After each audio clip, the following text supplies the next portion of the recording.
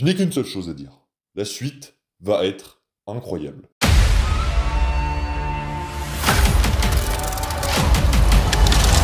Go, go, go!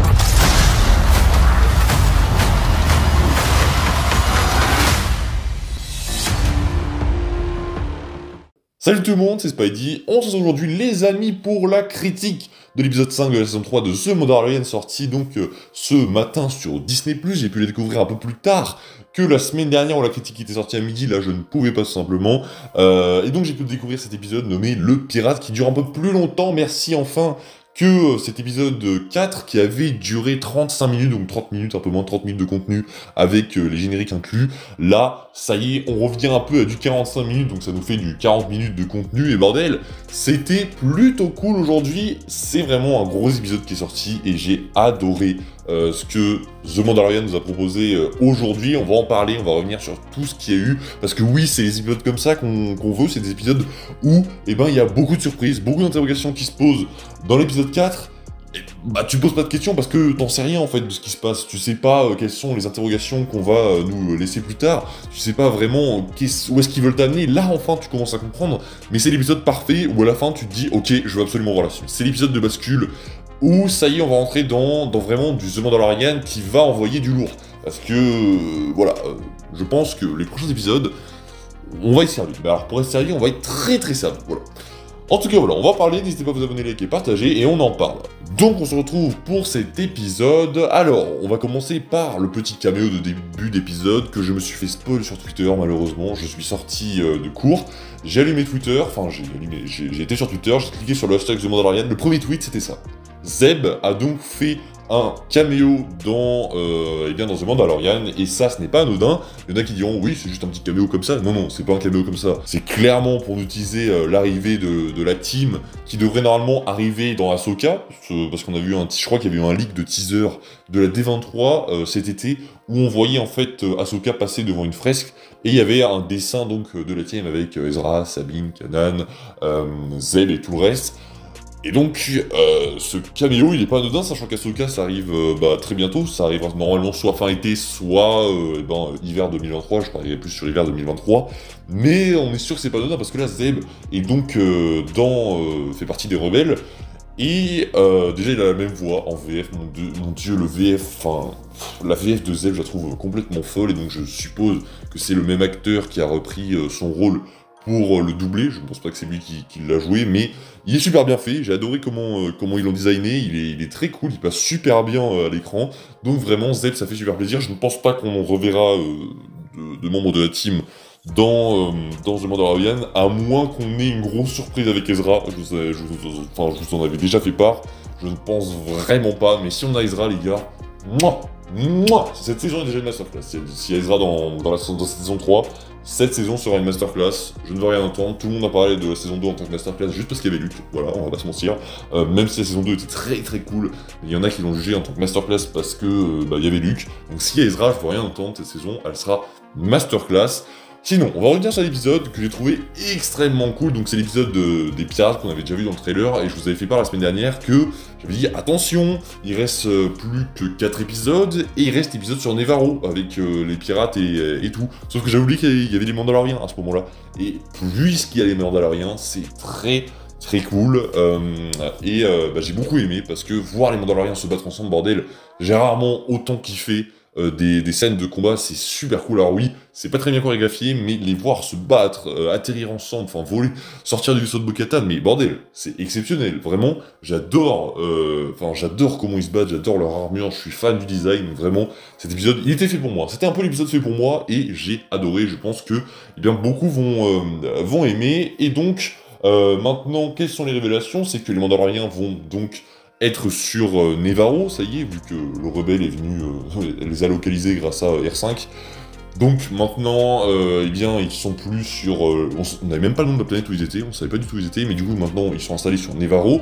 On a Bo-Katan, où là c'est très suspect, je sais pas ce qu'elle fait en fait, j'ai pas trop compris la scène de fin. Alors oui, je sais du coup qu'elle va être un peu la leader, même si ça semblait pour moi être Mando, à voir, mais il y a quelque chose on va en parler après, mais il y a peut-être un passage de flambeau qui va se faire, j'ai dit de flambeau qui est en train de se faire, on va y revenir, mais du coup Bo-Katan va, je sais pas si on va la revoir, mais soit, il y a deux possibilités, soit du coup on va rester avec elle et on va partir reconquérir Mandalore en cherchant tous les Mandaloriens qui restent dans la galaxie, soit elle va partir de son côté, on la reverra à la fin revenir avec des Mandaloriens, ça c'est aussi probable, et je sais pas, mais ça semble quand même beaucoup nous teaser une petite série sur Bo-Katan. Je ne sais pas vous, mais cette musique à la fin avec ce gros plan sur sa tête, une musique qu'on n'avait jamais entendue avant, une nouvelle musique qui a été composée juste pour cette scène, mais ça pue le thème de sa nouvelle série qui va arriver l'année prochaine ou je sais pas quoi, je ne sais pas, mais quand même, on te met beaucoup en avant ce personnage, Mando est même moins important que Bo-Katan depuis qu'elle est là,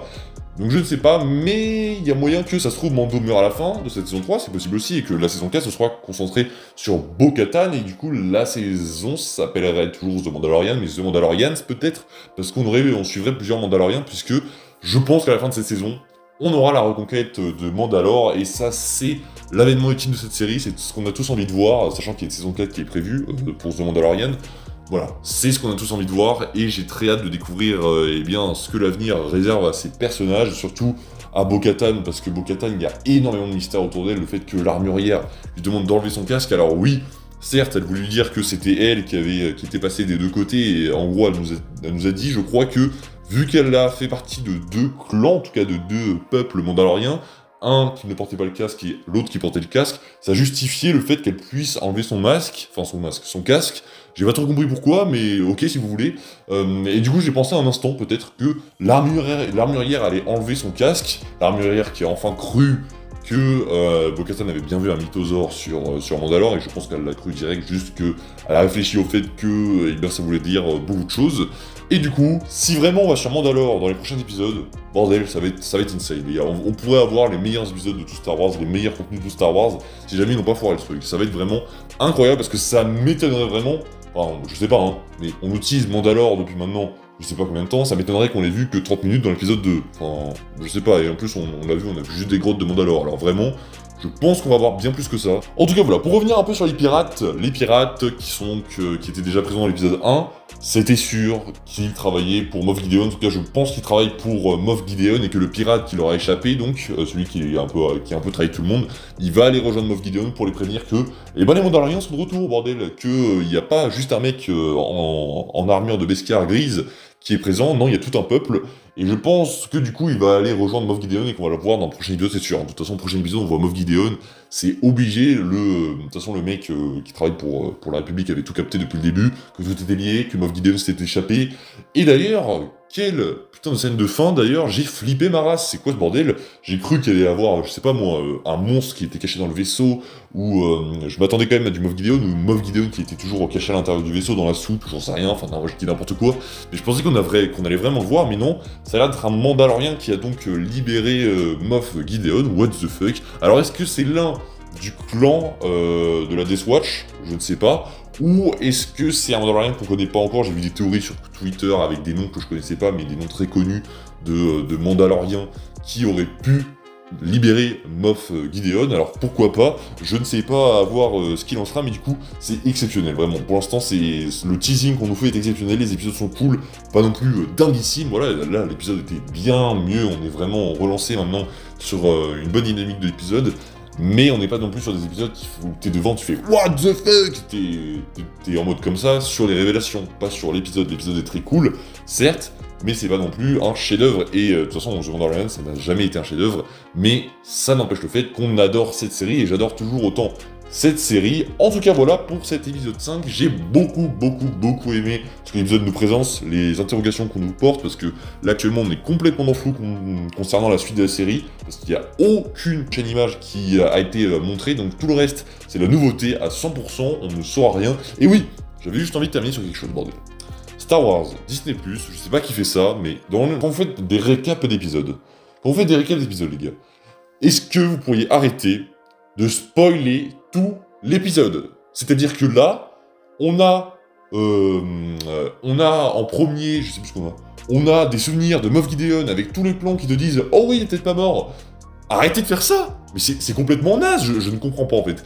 Comment tu veux qu'on te crée la surprise quand dans l'intro, dans le récap de ce qui s'est passé, normalement dans l'épisode d'avant, mais là on te fait un récap de ce qui est important, Quand tu montres aux téléspectateurs Moff Gideon, tu vois des scènes de Moff Gideon avec les mecs qui disent « Ah oui, c'est peut-être échappé, non, finalement, il paraît qu'il s'est échappé, nanana, nanana. » Mais forcément qu'on va le voir, on s'en doute. Et après, en plus, on te montre les pirates, on te montre Nevarro, on te montre des scènes de l'épisode 1, où ouais, il y avait des pirates, on te montre le chef, là, qui ressemble au mec de 7LM, on te montre Mando qui demandait enfin, Griff, plutôt, qui demandait à Mando, si vous voulez, des partiels de terrain pour lui, et le petit... Oh!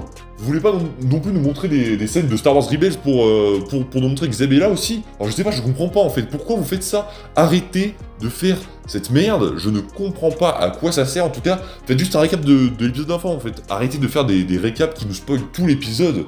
Oh là là, je trouve ça mais insupportable. Moi, là vraiment, je l'ai regardé. Tous les autres, je les skip.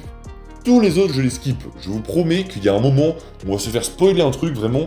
Dans le prochain épisode, on va voir Luke. Dans la scène d'intro, il y aura Luke dans l'épisode. Alors arrêtez. Enfin, je comprends pas cette manière de faire. Je déteste ça, mais bon.